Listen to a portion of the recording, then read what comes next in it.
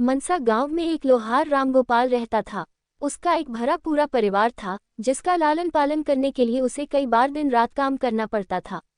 रोज की तरह आज भी काम पर जाने से पहले रामगोपाल ने अपना खाने का डिब्बा बांधने के लिए अपनी पत्नी से कहा। पत्नी जब डिब्बा लेकर आई तो रामगोपाल ने कहा, मुझे आज आने में देर हो जाएगी, शायद मैं रात को ही आऊं। इतना कहकर रामगोपाल अपने काम पर निकल गया। काम पर जाने का रास्ता एक जंगल से होकर गुजरता था। वहां जैसे ही रामगोपाल पहुंचा उसे कुछ आवाज सुनाई दी। जैसे ही रामगोपाल कुछ पास गया तो उसने देखा कि एक साधु भगवान का मंत्र जपने के साथ ही हंस रहा है। हैरान होकर रामगोपाल ने पूछा, आप ठीक हैं?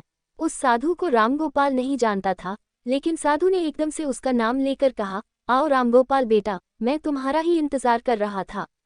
मैं भूखा हूँ, मुझे अपने खाने के डिब्बे से कुछ खिला दो। बाबा से अपना नाम सुनकर रामगोपाल हैरान था, लेकिन उसने कोई सवाल नहीं किया और सीधा अपना खाने का डिब्बा निकालकर उन्हें दे दिया। देखते ही देखते बाबा ने रामगोपाल का सारा खाना खा लिया। उसके बाद उस साधु ने कहा, बेटा मैं तो सारा खाना खा गया, अब तुम क्या खाओगे? मुझे माफ करना। रामगोपाल ने कहा, कोई बात नहीं बाबा, मैं काम के लिए बाजार जा रहा हूँ, तो मैं वहीं कुछ खा लूंगा। ये सुनकर उस साधु ने रामगोपाल को खूब आशीर्वाद दिया और भेंट के तौर पर एक हथौड़ा दे दिया। रामगोपाल ने कहा, आपका आशीर्वाद काफी है, मैं इस हथौड़े का क्या करूंगा, इसे आप ही रखिए। साधु ने जवाब देते हुए कहा, बेटा यह मामूली हथौड़ा नहीं है, ये जादुई हथौड़ा है जो मेरे गुरु ने मुझे दिया था और अब मैं तुझे दे रहा हूँ, क्योंकि तुम्हारा दिल साफ है। इसका इस्तेमाल अच्छे कामों के लिए ही करना और किसी दूसरे के हाथ में इसे कभी मत देना। इतना कहकर वह बाबा वहां से अदृश्य हो गए। रामगोपाल अपने हाथों में हथौड़ा लेकर बाजार काम करने के लिए चला गया। औजार बनाने से पहले उसके दिमाग में आया कि आज इसी हथौड़े से लोहा पीटता हूँ। जैसे ही उसने लोहे पर हथौड़े से चोट मारी वो सीधा औजार बन गया। दूसरी चोट में लोहे के बर्तन बन गए। रामगोपाल समझ गया कि यह सही में जादुई हथौड़ा है। वो जो बनाने की सोच के साथ लोहे पर चोट मारता, लोहा सीधा वही बन जाता। जादुई हथौड़े की वजह से रामगोपाल का काम जल्दी खत्म हो गया और वो अपने साथ ही उस जादुई हथौड़े को घर ले गया। इसी तरह रोज रामगोपाल उस हथौड़े से जल्दी काम खत्म कर लेता और कई बार ज्यादा बर्तन बनाकर उन्हें गांव के लोगों को भी बेच देता था। धीरे धीरे उसके घर के हालात पहले से कुछ ठीक होने लगे।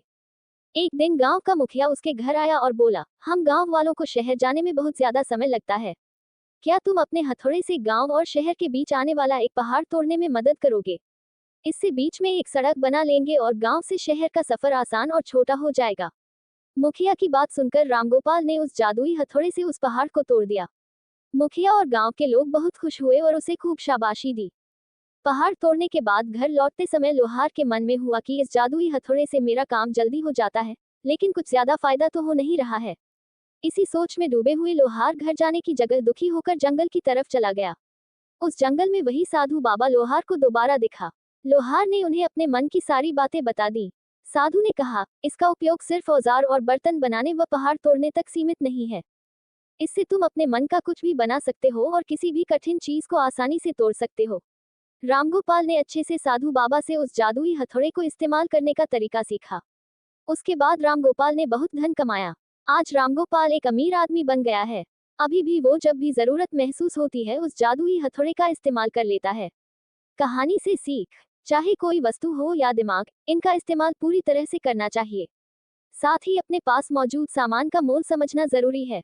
व्यर्थ